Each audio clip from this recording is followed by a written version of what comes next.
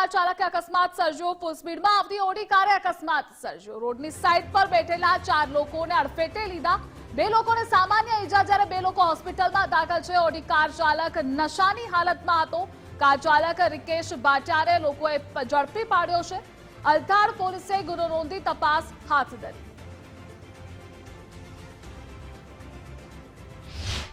સુરતના અલથાણ વિસ્તારમાં દારૂનો નશો કરી કાર હંકારતા ઓડી કારના ચાલકે એક સાથે 3 થી 4 જેટલા લોકોને અડફેટે લેતા 4 પૈકીના 2 લોકોને ગંભીર ઇજાઓ થઈ છે અને આ તમામને સારવાર અર્થે ખાનગી હોસ્પિટલ ખાતે ખસેડવામાં આવ્યા છે।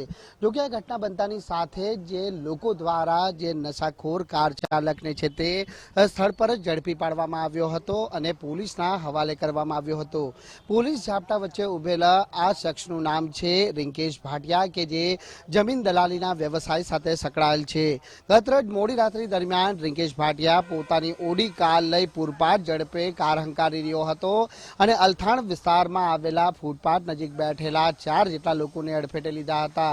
જે ઘટનાની અંદર 4 પૈકીના 2 લોકોને ગંભીર ઈજા થતા બંનેને સારવાર અર્થે હોસ્પિટલ ખાતે ખસેડવામાં આવ્યા હતા, જ્યારે 2 લોકોને સામાન્ય ઈજા થવા પામી હતી। સ્થાનિક લોકો દ્વારા તાત્કાલિક ધોરણે અલથાણ પોલીસને આ બાબતની જાણકારી આપતા પોલીસ સ્થળ પર પહોંચી હતી અને જે કાર ચાલક રિંકેશ ભાટિયા છે તેને અટકાયતમાં લઈ કાયદેસરની કાર્યવાહી હાથ ધરી હતી।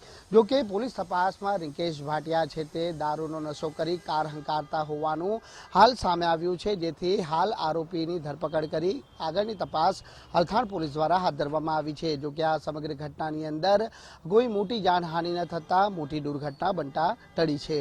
કેમેરામેન અજય કુમાર સાથે રાકેશ